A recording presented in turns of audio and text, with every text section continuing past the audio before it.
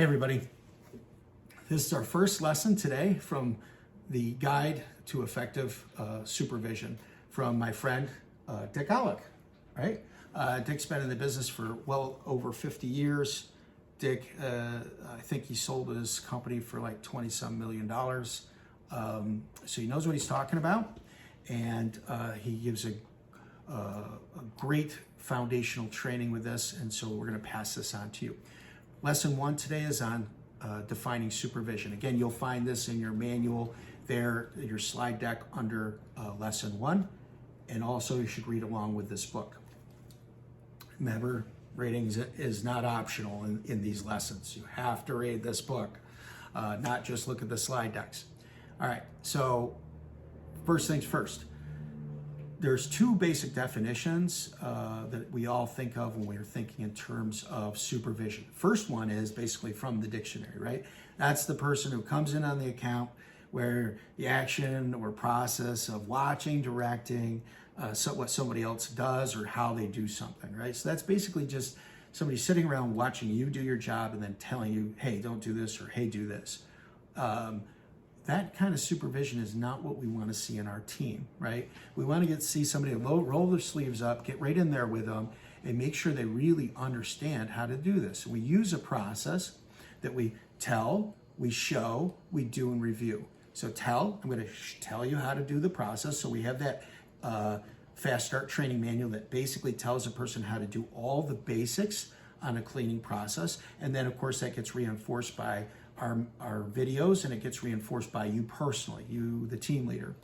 And then the second one that we do is, by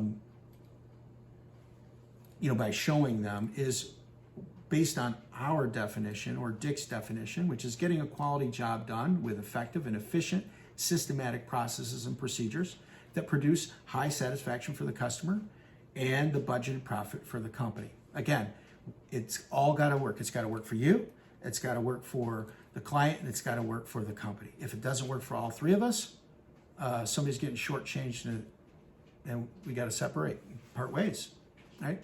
We're going to go over 4 basic keyword and phrases. We're going to go over what a quality job is. We're going to go over what systematic processes and procedures are.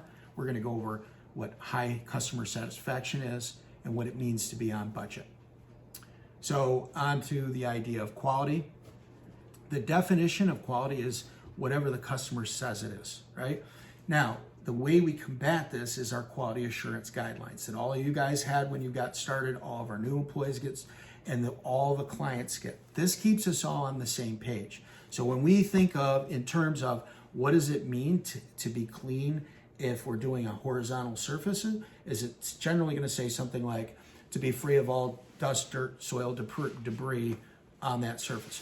That's what it means. So if there's any dust, dirt, soil, or debris on that surface, that horizontal surface, then it's not clean. You didn't do your job, the teammate didn't do their job, but we all understand that it's not done. But if it is, and a client says it is, or an employee says it is, or I say it is, we all can go back to that manual, that assurance guideline, and say, no, this is what clean is here, right?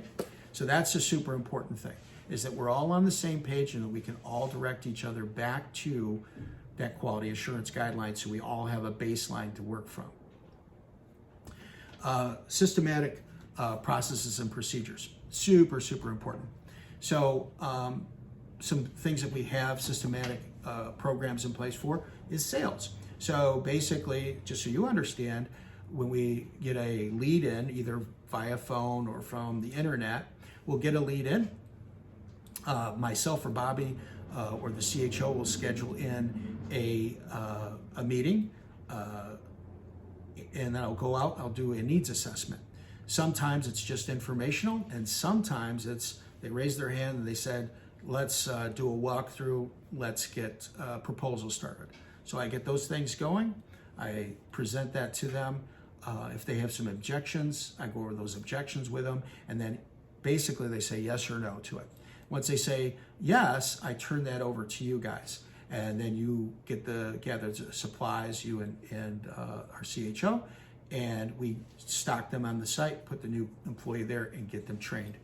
A systematic recruiting process. So we have a number of job boards that we post to on a regular basis, literally every job in the company regularly. So that is on Indeed, ZipRecruiter, Get Hired, and our new Flex system.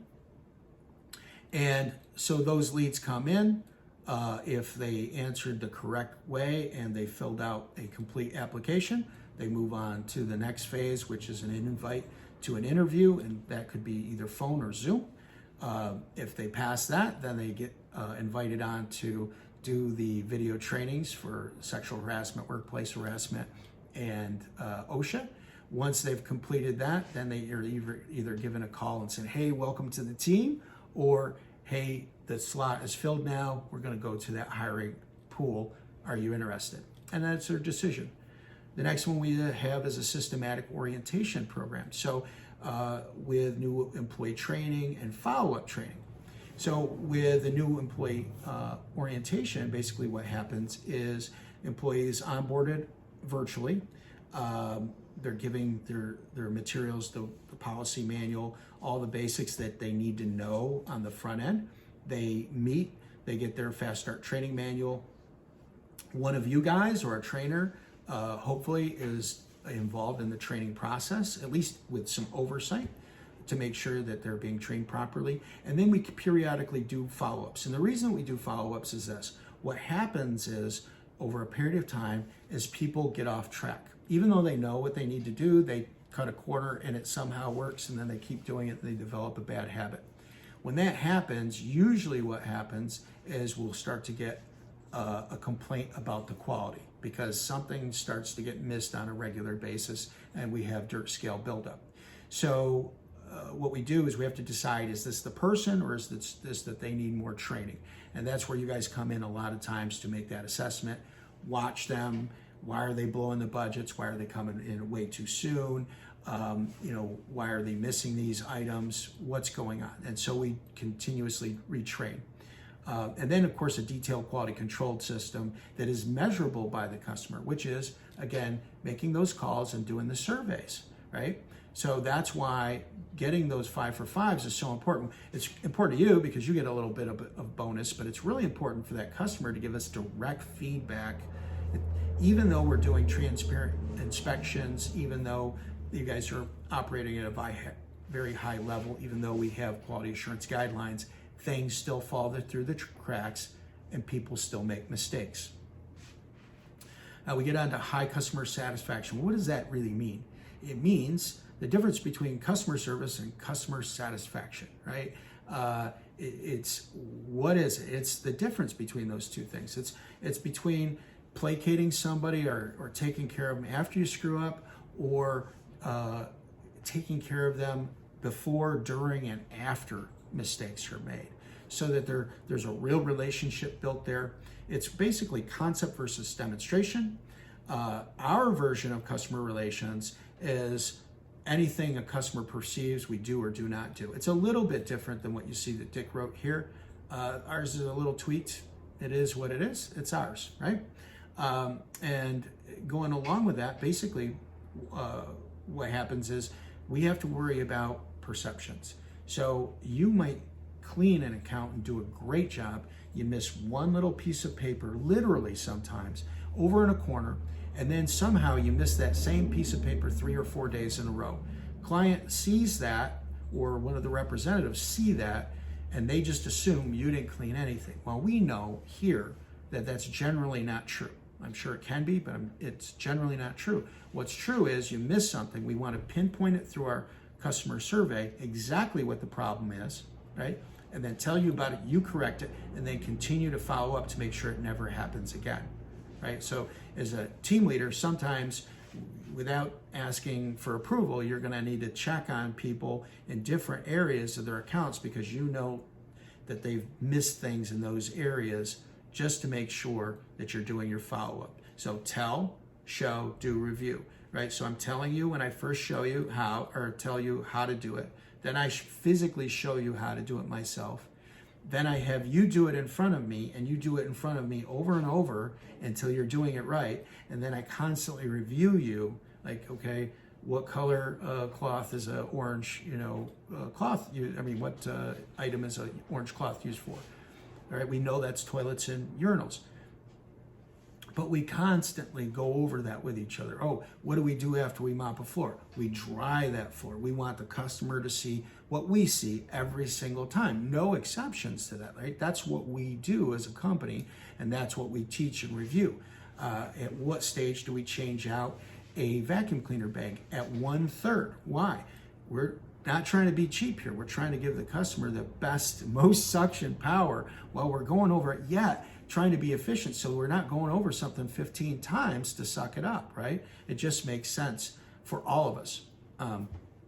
Think about all the things we've talked about, and what are some of the things that we do and don't do? And what I mean by we, I mean by you, right? You individually, me individually. What are some of those things where we fall down on? It's something important to think about. Write that down. Effective supervisors must have a basic knowledge and understanding of accounting and the budgets for each of the account to assure that the budget projects are met. This is basics budgets 101, right? So I have one cleaner, and I have them on an account, and the budget says 3 hours.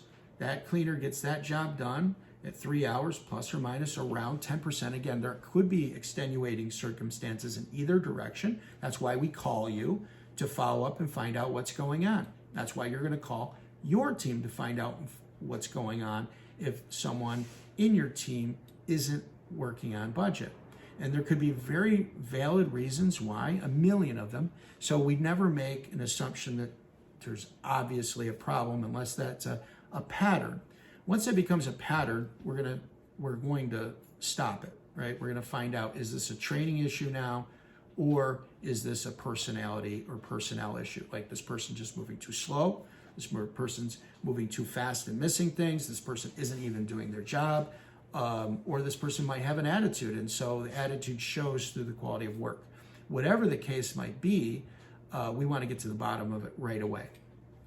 Now, another question that's super important that a lot of people ask is, do good cleaners make supervisors or good supervisors? The answer is always maybe. So generally, being a good cleaner does not mean you're going to be a good leader, right? It doesn't mean you're going to be good at teaching other people what to do. It just means you're good at it, right? So it could go either way. So when you're thinking about, hey, Laredo, I want to elevate this person on my team up to a team leader status. They are kicking butt and taking names. We should be looking at them. Are you saying that just because they're a good cleaner, or because they have leadership potential? That's important to know. We do not want to promote somebody to a level of incompetence, meaning they don't have the skill set to actually do the job. Almost anyone can do the cleaning job, but not everyone can be a leader.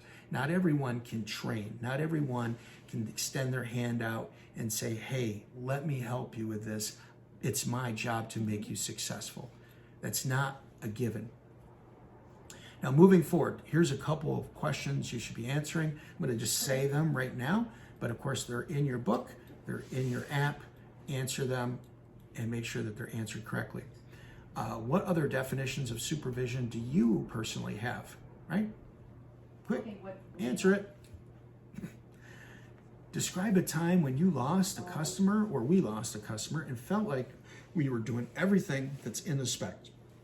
Now, if this hasn't happened, fantastic. That's our goal, that you never have to experience this. Next question. What has been your best and worst experience as a team leader or a supervisor? And then secondly, why? Why was that your best? Why was that your worst? Write those answers out. Answer these questions again. So